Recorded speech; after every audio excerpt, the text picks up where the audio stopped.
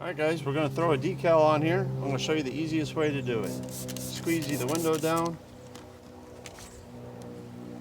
Get it nice and clean. You got a clean area and you want to find center. Fold the decal, just pinch the top. That's your center line. Put the decal on the window and peel the back off.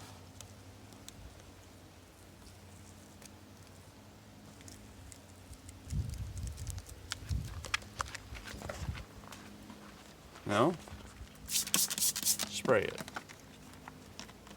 Spray the window.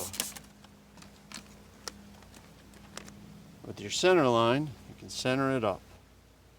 Lay it on. Squeegee from the outside. Squeegee this way. With the professional squeegee, it works really good. Squeegees right now, $3. When you pull it flat. And there you go, guys. Easy.